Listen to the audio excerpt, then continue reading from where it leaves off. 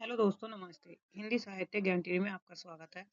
हिंदी ज्ञान साहित्य ज्ञान टीवी में जो है आपकी यूजीसी नेट की तैयारी कराई जा रही है। यूजीसी नेट 2026 जून। तो यहाँ पे आपको सारा कंटेंट उपलब्ध है। आज हम करेंगे यूनिट 7 की। मैंने 21 कहानियां कंप्लीट करा दी हैं। यूनिट 7 की कहानी, जिसमें 21 कहानी हमारी यूनिट 7 में लगी है, तो वे कंप्लीट है। तो उनसे संबंधित महत्वपूर्ण आज क्या करेंगे, हम प्रश्न उत्तर करेंगे जो इस प्रकार है। जो कहानियों से संबंधित महत्वपूर्ण कथन एग्जाम में बार बार रिपीट होते हैं, तो वे कथन यहाँ पे दिए गए हैं।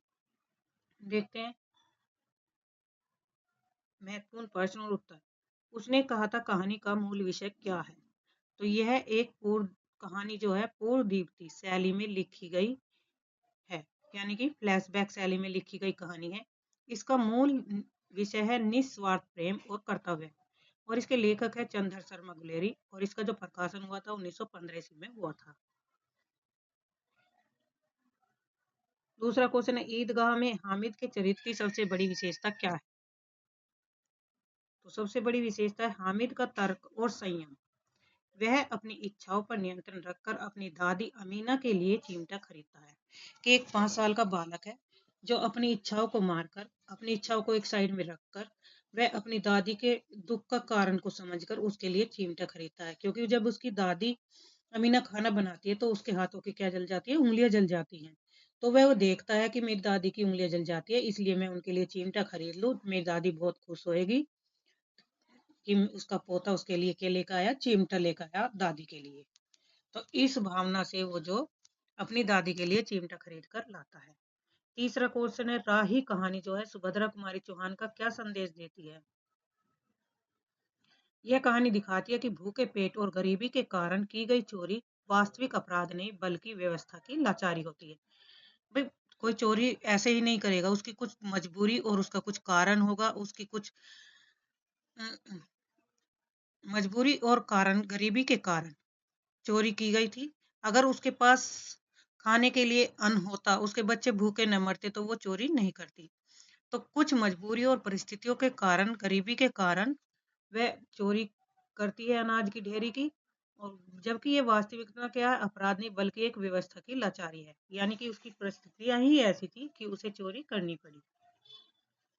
कोसी का घटवार के मुख्य पात्र में कौन है, लक्ष्मण है, गुसाई है। यह कहानी अधूरे प्रेम और पहाड़ी जीवन के संघर्ष को दर्शाती है, जिसके लेखक है शेखर जोशी। चीप की दावत में कौन सी मानवीय त्रासदी दिखाई गई है। इसमें मध्यवर्गीय समाज के दिखावे की प्रवृत्ति और बुजुर्गों में मां के प्रति उपेक्षा को दिखाया गया। लेखक है भी साहनी। परिंदे को नई कहानी की पहल कहानी किसने माना। डॉक्टर नामवर सिंह ने। निर्मल वर्मा की परिंदे को नई कहानी आंदोलन की पहली कहानी माना गया। वेरी वेरी इंपॉर्टेंट है, यहाँ से ये क्वेश्चन एग्जाम की दृष्टि से बहुत महत्वपूर्ण है। अब है प्रमुख कहानी और उनके पात्र। जो कहानियां एग्जाम में बार बार पूछी जाती हैं उनके पात्रों से संबंधित, तो वे हैं जैसे सिक्का बदल गया, कृष्णा सोबती द्वारा लिखी गई कहानी है। यह भारत पाकिस्तान विभाजन पर आधारित है। इसमें मुख्य पात्र सहानी है। लाल पान की बेगम फणीश्वरनाथ रेणु द्वारा लिखित है। मुख्य पात्र है बिरजू की माँ, मखनी बुआ और जंगी की पतोहू। पिता ज्ञान रंजन कहानी है। यह पुरानी और नई पीढ़ी के बीच के वैचारिक अंतराल को दर्शाती है। चंद्रदेव से मेरी बातें बंग महिला की कहानी है। इसमें तत्कालीन लॉर्ड कर्जन की शासन व्यवस्था पर तीखा व्यंग किया गया है। परिंदे निर्मल वर्मा द्वारा लिखित कहानी है। इसके पात्र है Latika, mister Hubert, doctor Mukherjee. यह अकेलेपन की कहानी को दर्शाती है। प्रमुख कहानी के महत्वपूर्ण कथन कि कौन सी कहानी में कौन सा महत्वपूर्ण कथन है और संवाद है।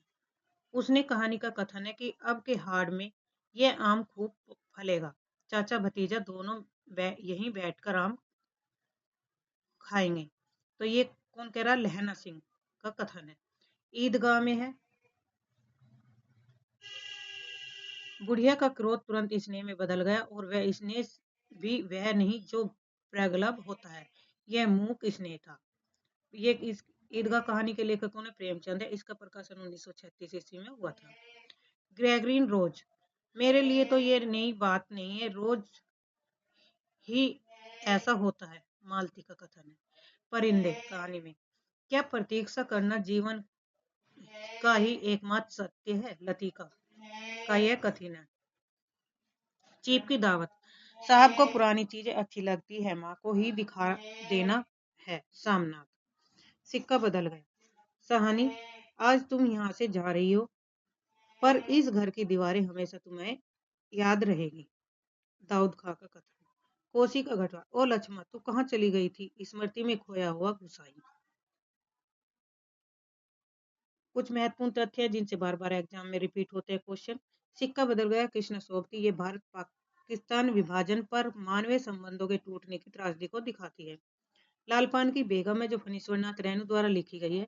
इसमें बिरजू की मां के माध्यम से ग्रामीण स्त्री के स्वाभिमान और उसकी इच्छाओं को दर्शाया गया है। चंदेव से मेरी बातें बंगमेला की है। यह हिंदी की पहली राजनीतिक व्यंग्य कहानी मानी जा सकती है जिसमें लाल कर्जन को संबोधित किया गया। परिंदे हैं निर्मल वर्मा की। इस कहानी को नई कहानी आंदोलन की पहली कहानी नामवर सिंह के अनुसार माना जाता है। इसमें अकेलेपन और प्रतीक्षा का चित्रण है। पिता कहानी है। यह कहानी पुरानी से नई पीढ़ी के वैचारिक बीच की वैचारिक दूरी और पिता पुत्र के संकोच की रेखांकित करती है। तो ये थे सब कहानी से संबंधित महत्वपूर्ण कथन। अब है क्वेश्चन है, प्रथम विश्व युद्ध की पृष्ठभूमि पर रचित कहानी कौन सी है? अमृतसर आ गया। परिंदे, दुनिया का सबसे अनमोल रतन, उसने कहा था। तो राइट आंसर होगा उसने कहा था। व्याख्या है, चंदर, उसने कहा था चंदर शर्मा गुलेरी द्वारा लिखित प्रसिद्ध कहानी प्रथम विश्व युद्ध की पृष्ठभूमि पर आधारित है। उसने कहा था का प्रकाशन है 1915 में। दूसरा है, भोला राम का जीव कहानी का विषय है। तो कौन सा है? भ्रष्टाचार की पक्षधरता है। भ्रष्टाचार का नारा, सदाचरण का निषेध, सरकारी कार्यालयों में व्याप्त रिश्वतखोरी की अभिव्यक्ति। इसमें नीचे दिए गए विकल्प हैं, तो कौन से हैं ये बताने हैं। तो राइट आंसर होगा इसमें बी और डी, केवल सी। बी और डी, भ्रष्टाचार का अनावरण और सरकारी कार्यालयों में व्याप्त रिश्वतखोरी को अभिव्यक्ति। केवल बी और डी सही है। व्याख्या देखें, हरिशंकर परसाई की कहानी भोला राम का जीव में भ्रष्टाचार का अनावरण और सरकारी कार्यालयों में व्याप्त रिश्वतखोरी के व्यंग्यात्मक रूप दिखाया गया है। क्वेश्चन नंबर थर्ड, सूची फर्स्ट को सूची सेकंड में मिलान करना है। सूची फर्स्ट और सेकंड। आकाशदीप, आकाशदीप में कौन है? तो बुधगुप्त है। गैकरीन की मालती है। तीसरी कसम, उसने कहा था वजीर सिंह की, और तीसरी कसम का है लाल में। तो एक का थर्ड,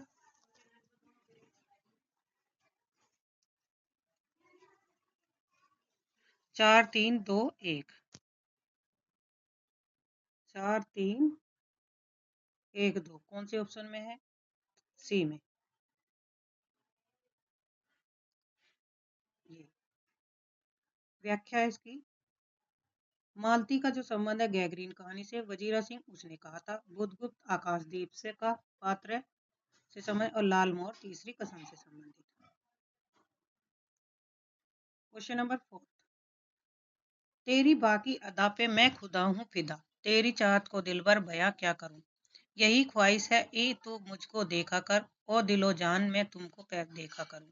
उपयुक्त गीत निम्नलिखित में से किस कहानी में प्रयुक्त हुआ है? तो ये किस में हुआ है? ये तीसरी कसम, दुनिया का अनमोल रतन, राजा निर्वंशिया, तीसरी कसम, लालपान की बेगम, या उसने कहा था। तो राइट आंसर होगा तीसरी कसम। व्याख्या है यहाँ पे आंसर, तीसरी कसम का यह गीत फणीश्वरनाथ रेणु की कहानी तीसरी कसम उफ मारे गए गुलफाम में प्रयुक्त है। परिंदे कहानी के पात्र हैं। लतिका है डॉक्टर मुखर्जी, सामनाथ ह्यूबर्ट। तो पांचवें का सही राइट आंसर होगा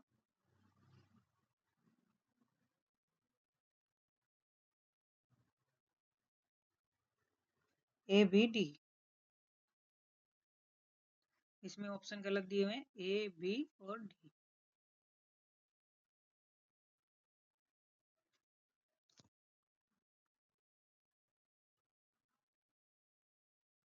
पांचवें क्वेश्चन का आंसर ए आना है इसमें, ए और बी। परिंदे निर्मल कहानी के जो पात्र हैं प्रमुख, ये क्या व्याख्या सहित है? डॉक्टर मुखर्जी, हिबर्ट और लतिका है।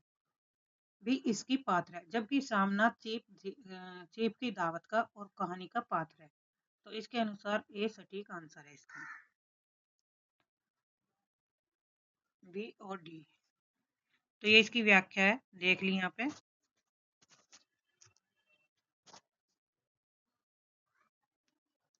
छठा क्वेश्चन है, तीसरी कसम कहानी के पात्र है रमपतिया, चुरमुनिया, धुनीराम या पलटदास। तो छठे का सही राइट आंसर होगा सी और डी।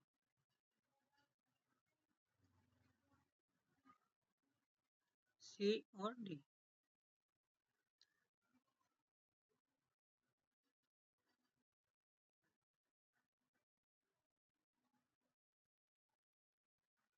यहाँ पे ये डी है और ये सी है, ऑप्शन डी है। छठे का सही राइट आंसर है, इसमें ऑप्शन नहीं दिया गया था तो केवल बी और डी है, जैसे कि सी आंसर दिया गया इसमें। तीसरी कसम कहानी के पात्र में धुन्नीराम और पलट दास हैं। अमीरदास और मुन्नीराम अन्य कहानियों से संबंधित हैं।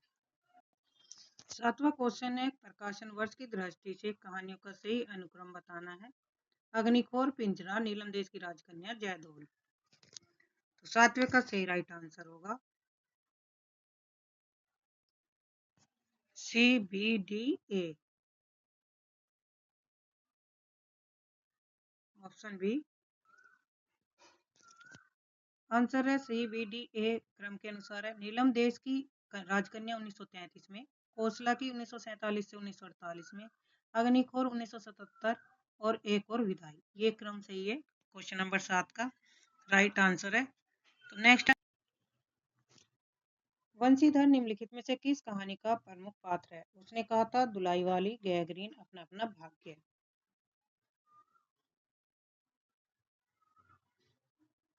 तो आठवें का सही राइट आंसर होगा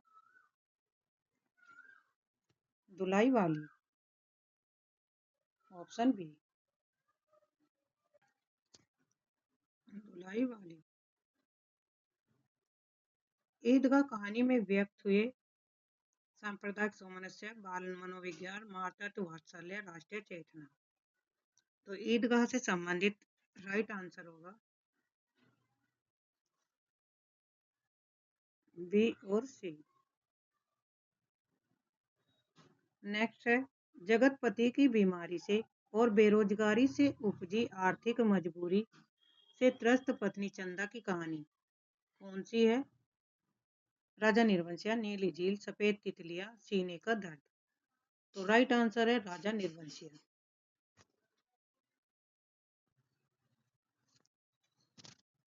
राजा निर्वंशिया कमलेश्वर की कहानी जगतपति की बीमारी और आर्थिक तंगी के कारण उसकी पत्नी चंदा को मर्यादा लांघनी पड़ती है, इसकी राजा निर्वंशिया के कारण। ये कहानी इस पर आधारित है, राजा निर्वंशिया का दोस्त होता है तो गांव में जाता है और वहां पे लड़ाई झगड़ा हो जाता है। तो लड़ाई झगड़े में आपस में गोली, इसके राजा निर्वंशिया के पैर में गोली लग जाती है। तो गोली लगने के बाद वे उसे अस्पताल में भर्ती कर देते हैं, ताकि उसमें उसमें बहुत खर्चा आता है। तो एक कंपाउंडर होता है जो चंदा की मदद करता है और राजा निर्वंशिया का इलाज करता है, जगतपति का।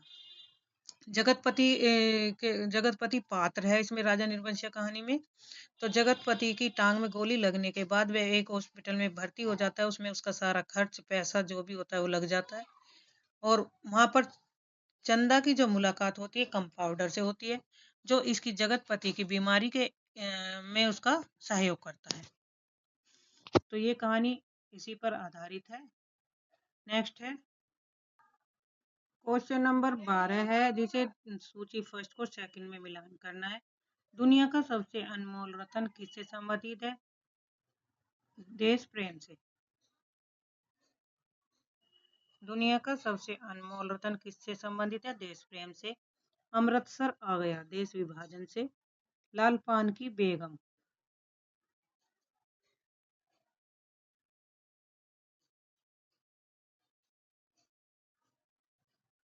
तो इसमें ऑप्शन वही लाल पान की बेगम नहीं है, इसमें क्या है, इसमें है चीफ की दावत, यहाँ के चीफ की दावत, जिसका मिलान होगा वृद्धों की उपेक्षा। पिता का संबंध है पुरानी और नई पीढ़ी का द्वंद। तो ये इसका सही राइट आंसर बनेगा।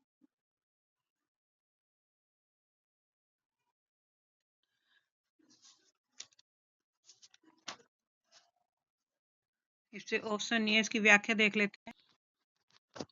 क्वेश्चन नंबर 12, दुनिया का सबसे अनमोल रत्न दिलफिगार से संबंधित, अमृतसर आ गया सरदार से, चीफ की दावत सामनाथ से, और सुधीर पिता का संबंध सुधीर से है।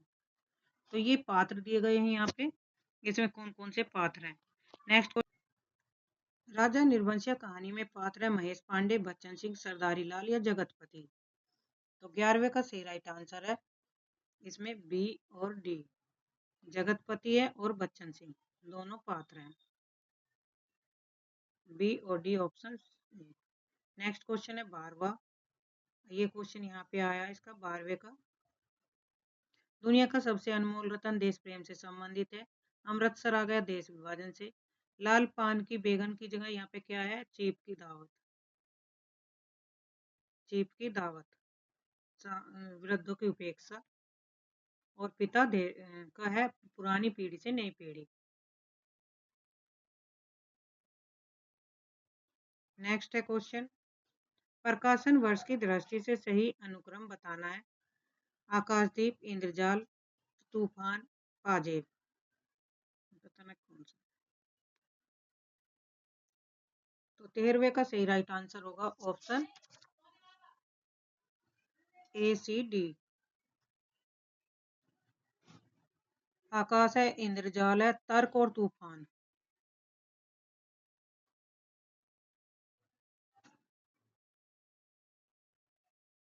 तर्क और तूफान और पाजेब। तो इन कहानियों का क्रम है ए सी डी और बी आंसर।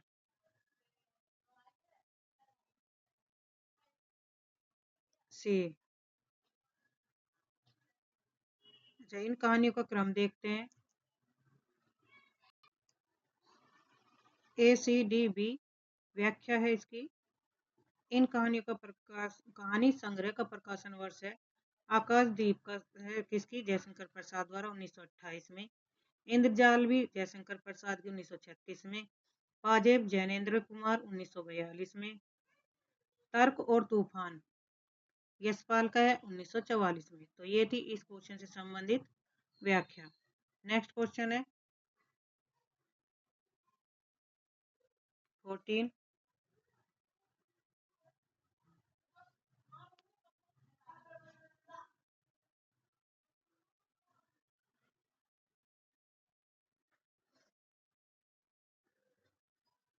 चंदर शर्मा गुलेरी द्वारा रचित कहानी नहीं है, कछुआधर्म, इंद्रजाल, उसने कहा था, सुखमय जीवन। तो उसने कहा था नहीं है, क्योंकि उसने कहा था किसकी है, चंदर शर्मा गुलेरी, ये तो है कछुआधर्म है, इंद्रजाल नहीं है, सी।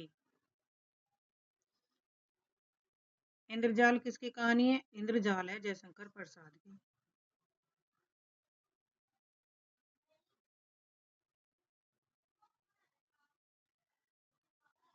चौदह की व्याख्या से आंसर कछुआ धर्म, उत्तर ए होगा। कछुआ धर्म और गुलेरी जी का एक प्रसिद्ध निबंध है, कहानी नहीं। उनकी प्रसिद्ध कहानियां केवल 3 है, सुखमय जीवन, बुद्धू का काटा और उसने कहा था। ईदगाह कहानी में मोहसिन मेरी ने क्या खरीदा था, वकील, खंजड़ी, सिपाही या भिस्ती। तो मोहसिन मेरी ने क्या खरीदा था, भिस्ती खरीदा था।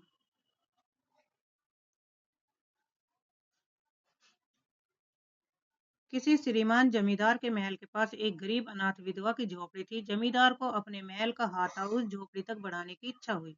उपयुक्त पंक्तियां किस कहानी की प्रारंभिक पंक्तियां। तो ये है एक टोकरी भर मिट्टी।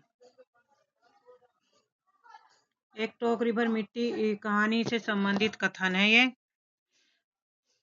जिसमें जमींदार जो होता है, एक विधवा रहती है, उसकी कहानी है। वहाँ झोपड़ी बनाकर रहती है, उसके बेटा पोत बहू सभी की उसमें मृत्यु हो जाती है, और उसके साथ एक छोटी बेटी रहती है 5 वर्ष की, जिसमें वो अपनी पोती को साथ लेकर रहती है। लेकिन वो झोपड़ी जमींदार के उसमें आते में आती है, वो उसे अपना हाथा बड़ा करना चाहता है, तो झोपड़ी को बुढ़िया से छीन लेता है। बुढ़िया की पोती उस झोपड़ी से जब चले जाते निकाल देता है, तो बुढ़िया जो की पोती 5 साल की जो पोती होती है वो खाना नहीं खाती। तो फिर बाद में बुढ़िया आती है कि सेठ मुझे एक टोकरी भर मिट्टी दे दे, मेरी बेटी ने जो पोती ने खाना नहीं खाया, तो मैं उस मिट्टी से चूल्हा बनाकर अपनी पोती को रोटी खिला दूंगी बना के। तब जमींदार का दिल पिघल जाता है, तो जमींदार क्या कहता है, उसे एक टोकरी भर मिट्टी ले जाने की इजाजत देता है। बुढ़िया एक टोकरी भर मिट्टी भर लेती है। भरने के बाद बुढ़िया उसे उठाने के लिए कहती है, तो जमींदार से वह टोकरी की मिट्टी उठाई नहीं जाती। तब बुढ़िया कहती है कि महाराज क्षमा कीजिए कि आपसे एक टोकरी भर मिट्टी नहीं उठाई जा रही, तो ये इसमें तो सैकड़ों टोकरी भर मिट्टी है, आप इसका बोझ कैसे उठाएंगे। तो यहाँ पे उसका हृदय परिवर्तन हो जाता है कहानी का। तो ये देखो कहानी से संबंधित किस तरह से क्वेश्चन आए हुए हैं। मैंने सारी कहानी आपको करा रखी है, 21 की 21 कहानियां कंप्लीट है, मैराथन है। तो आप चैनल को सब्सक्राइब करिए, वहां से पढ़िए, और इस तरह से आपके क्वेश्चन आ रहे हैं तो आप अपनी अच्छे से तैयारी करिए। मेरा मकसद आपको क्वेश्चन दिखाने का है कि किस तरह से क्वेश्चन आ रहे हैं, पेपर पैटर्न किस तरह से, तो पेपर को समझिए, फिर उसी तरह से आप अपनी कहानी को पढ़िए। तो उनसे संबंधित ऐसे ये कथन आ रहे हैं कि किसी श्रीमान जमींदार के महल के पास एक गरीब अनाथ विधवा की झोपड़ी थी। जमींदार को अपने महल का आता उस झोपड़ी तक बढ़ाने की इच्छा हुई। तो ये किस कहानी का कथन है, तो ये है टोकरी पर मिट्टी। इसलिए मैंने उसमें क्या है, कहानियों में कथन भी करा रखे हैं, तो आप जरूर पढ़ लीजिए। अगर आपने ध्यान से पढ़ लिया तो आपका नेट जेआरएफ हो जाएगा। निर्मल वर्मा द्वारा रचित कहानी नहीं है। अंधेरे में, पिछली गर्मियों में, दूसरी दुनिया, बादलों के घेरे में। तो 17 का सही राइट आंसर होगा ऑप्शन बादलों के घेरे में।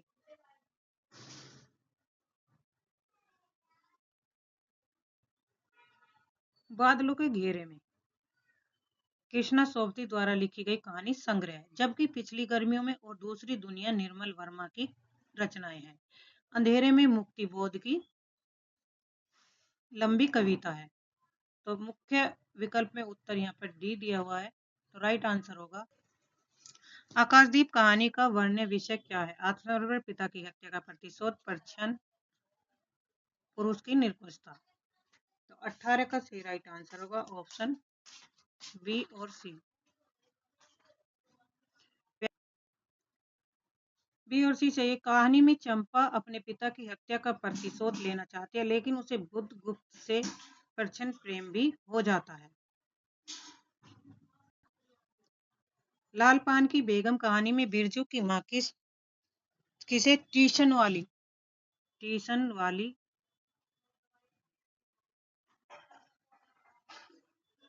किसे ट्यूशन वाली कहकर संबोधित करती थी? चंपा को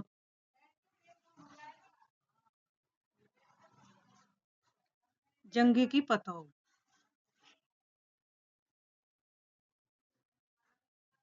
जंगी की पतोह को, या लरेना की बीबी को? लरेना की बीबी को। ऑप्शन गलत टाइप हो गया। जंगी की पतोह, लरेना की बीबी, या राधे की बेटी सुनरी को?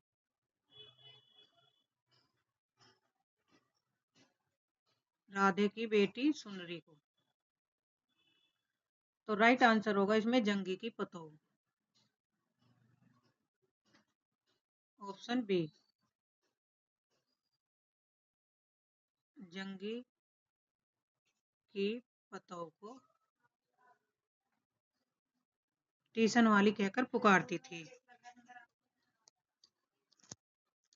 लाल पान की बेगन बिरजू की माँ ट्यूशन वाली कहकर संबोधित करती थी जंगी की पतोह को। फणीश्वरनाथ रेणु की इस कहानी में बिरजू की माँ जंगी की पतोह पुत्रवधू के लिए इस शब्द का प्रयोग करती है।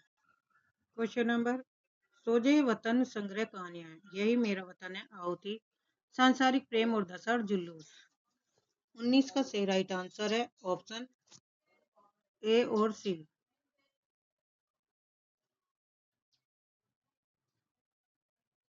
ए और सी, यही मेरा वतन और सांसारिक प्रेम और देश प्रेम। सोजे वतन संग्रह कहानी, इसकी व्याख्या है 1908 ईस्वी में ये प्रकाशित। इस संग्रह में यही मेरा वतन और सांसारिक प्रेम और देश प्रेम, इसके दुनिया और हुबे वतन शामिल हैं। चंद्रदेव से मेरी बातें शीर्षक कहानी सर्वप्रथम किस वर्ष प्रकाशित हुई? तो ये 1904 ईस्वी में प्रकाशित हुई थी। नेक्स्ट है, आज तक कभी ऐसा न हुआ न कभी सुना, चारों ओर अंधेर पड़ गया, कहा सिक्का बदल गया, कहानी में उपयुक्त कथन किसने कहा? 22 का सही राइट आंसर है ऑप्शन नवाब बीबी ने शाहजी से कहा था। नवाब बीबी शाहजी,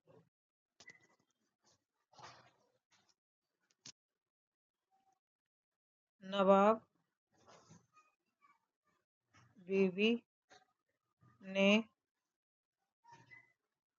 शाहजी से कहा था, ये इसका आंसर है।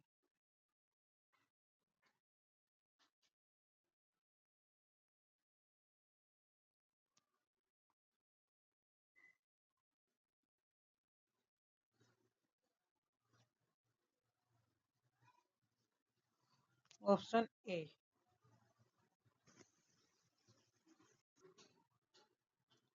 अब तक कभी ऐसा न हुआ, सिक्का बदल गया, कहानी में एक कथन किसने किससे कहा? नवाब बीवी ने साहनी से कहा। ऑप्शन ए सही है, उसमें ऑप्शन गलत दिए हुए, तो यहाँ से देख लीजिए आप।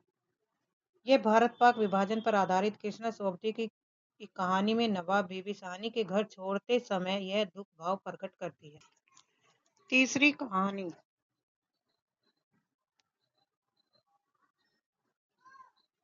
तीसरी कसम कहानी के पात्र लालमोहर, पलटदास, महेश्वर, धनीराम और बैगू पटवारी। तो इसमें राइट आंसर होगा, नीचे विकल्प दिए गए हैं 1 2 4, ऑप्शन सी।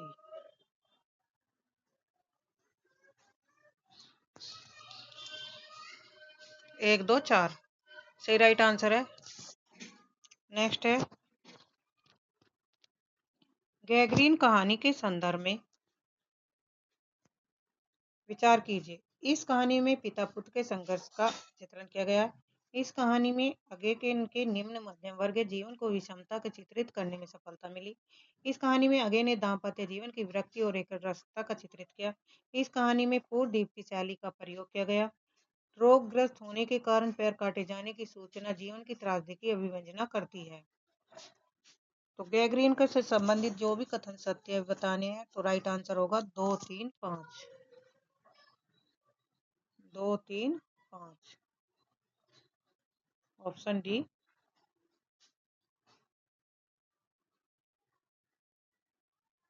2 3 और 5, ये कथन सही है। नेक्स्ट है, सूची फर्स्ट और सूची सेकंड को मिलान करना है। क्वेश्चन नंबर,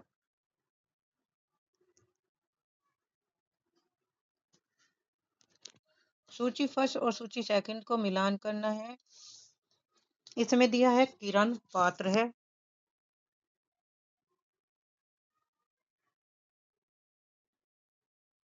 कोशिका घटवार, लतिका कानों में कंगना और अमीना चीप की दावत, रामनाथ कोशिका घटवार। तो दो ऑप्शन है, सही राइट आंसर होगा इसमें किरण। किरण का संबंध किससे है? कानों में कंगना, ये किरण है, कानों में कंगना। लतिका का है कोशिका घटवार, अमीना है अनीता, अनीता का है राही, राही ऑप्शन। अनीता का हो गया राही से, किरण का कानों में कंगना, लतिका का कोशिका घटवार, रामनाथ का चीप की दावत। रामनाथ की सामनाथ। तो ये क्वेश्चन है, ये इनका सही राइट आंसर होगा। नेक्स्ट,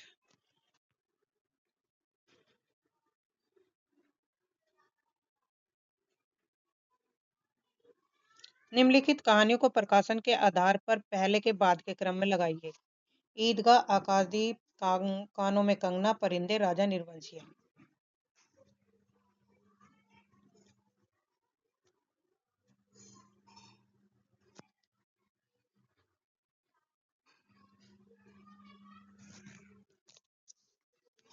तो क्वेश्चन नंबर 26 है ये।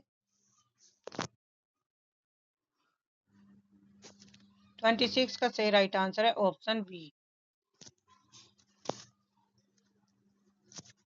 3, 2, 1, 4, 5।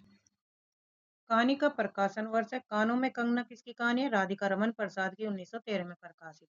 आकाशदीप जयशंकर प्रसाद की 1929 में। ईदगाह प्रेमचंद की 1933 में। परिंदे निर्मल वर्मा की 1960। राजा निर्बंसिया कमलेश्वर द्वारा लिखित कहानी है 1957 में। क्वेश्चन नंबर 27, उसका युवापन एक प्रतिष्ठा की जिद कहीं चुराए बैठा है। वह इस प्रतिष्ठा के आगे कभी मजबूर कभी कमजोर हो जाता है, जो उसे भुगत भी रहा है। उपयुक्त कथन किस कहानी से अपना अपना भाग्य? गैगरीन, पिता या राजा निर्बंसिया। तो 27 का सही राइट आंसर होगा ऑप्शन सी, पिता कहानी से संबंधित है। माँ के हाथ की बनी कौन सी कला को देखकर चीफ प्रसन्न हो गए? कासीदाकारी, चिकनकारी, जलदारी या फुलकारी। तो राइट आंसर है फुलकारी। और किस कहानी से ले गया है? ये चीफ की दावत से। चीफ की दावत कहानी का कथन है। नेक्स्ट है,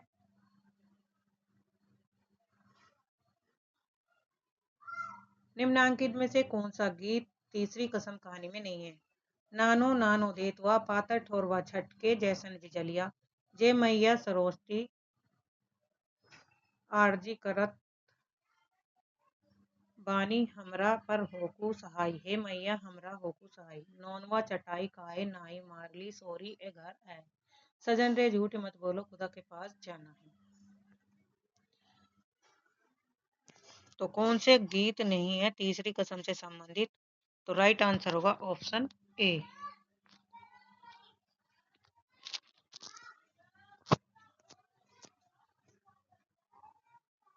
यह गीत उसका संबंधित। सजन रे झूठ मत बोलो खुदा के पास जाना है, सजन रे झूठ मत बोलो गीत तीसरी कसम कहानी में नहीं है। यह गीत तीसरी कसम फिल्म में है, जो लेकिन मूल कहानी में इसका उल्लेख नहीं। इंस्पेक्टर मातादीन चांद के संदर्भ में कौन से कथन सही हैं? मातादीन चांद पर फरार अपराधी को पकड़ने गए थे। मातादीन को चांद से एड़ी चमकाने का पत्थर लाने का आदेश प्राप्त हुआ। मातादीन ने कहा, हमारा सिद्धांत है, हमें पैसे नहीं काम प्यारा है। चांद पर मातादीन का सार्वजनिक अभिनंदन हुआ। मातादीन ने चांद की पुलिस की तनख्वाह 3 गुनी कर दी। तो 30 का सही राइट आंसर होगा ऑप्शन 2, 3, 4। तो कौन से कथन सही है? 2, 3 और 4, ये कथन सही है। तो ऑप्शन बी। 31 कहानी। क्वेश्चन है, इस प्रश्न में विभिन्न प्रसिद्ध कहानियों के कथन के बारे में कथन दिए गए हैं। जैसे अपना अपना भाग्य एक बालक की त्रासदी पर आधारित है, न कि पति से बिछड़ी स्त्री की आप बीती पर। दूसरा कथन है, एक टोकरी भर मिट्टी कहानी में एक ऐसा है विधवा के स्वाभिमान और जमींदार के हृदय परिवर्तन को दिखाया गया है। तो ये कथन क्या है? सही है। धुलाई वाली कहानी पर्दा प्रथा की विसंगति और हास्य व्यंग पर आधारित है, यह कथन भी सही है। राही कहानी भूख और गरीबी के कारण मजबूरी में की गई चोरी और जेल के अनुभव पर केंद्रित है। कानों में कंगना सामंती परिवेश, प्रेम और वासना के बीच संघर्ष की भाव कहानी सही है। तो इसमें कौन से कथन सही दिए गए हैं? तो इसमें 2, 3, 5 सही विकल्प होगा सी। 32, भोला राम का जीव के संदर्भ में हरिशंकर परसाई की यह कहानी तंत्र पर एक तीखा व्यंग है। दूसरा, पौराणिक कथा धर्मराज चित्रगुप्त यमदूत को आधार बनाकर आधुनिक व्यवस्था पर व्यंग किया गया कथन है, सही है। इसमें सरकारी कार्यालयों में व्याप्त भ्रष्टाचार और रिश्वत का मार्मिक मातम चित्रण है, ये भी सही है। इसमें लाल फीताशाही की अमानवीयता को दिखाया गया है, ये भी सही है। इसमें भी सही विकल्प है 2, 3, 5। आकाशदीप कहानी की घटनाओं का कालक्रम जयशंकर प्रसाद की आकाशदीप घटनाओं का सही कालक्रम है। भाई जब तक ये कालक्रम आप तब तक नहीं सही कर पाओ जब तक आप पूरी कहानी सही से नहीं पढ़ोगे। बुधगुप्त और चंपा द्वारा पोत से संबंधित रज्जु, रज्जु में रस्सी काटना। बुधगुप्त और नायक मणिभद्र का प्रहरी के बीच द्वंद्व युद्ध होना। चंपा द्वारा दीपक जलाना आकाशदीप की परंपरा है। चंपा और जया द्वारा नौका विहार है। दीप स्तंभ का महोत्सव है। तो ये क्रम से लगाने तो सबसे पहले पांचवा आएगा, उसके बाद चौथा, फिर पहला, फिर तीसरा, फिर दूसरा। तो सबसे पहले क्या होता है, बंदी बुधगुप्त चंपा द्वारा पोत यानी नाव की से संबंधित रस्सी को काटता है। तो आंसर होगा ये। इन्हें आप अपनी एक कॉपी पेंसिल ले लीजिए और उस पे इन्हें लिखते जाइए कथन जो भी कहानी से है। अपने शॉर्ट्स नोट्स बनाते चलिए। तो आज के लिए इतना ही। धन्यवाद। चैनल को सब्सक्राइब करिए, लाइक करिए, शेयर करिए ताकि आपको समय पर नोटिफिकेशन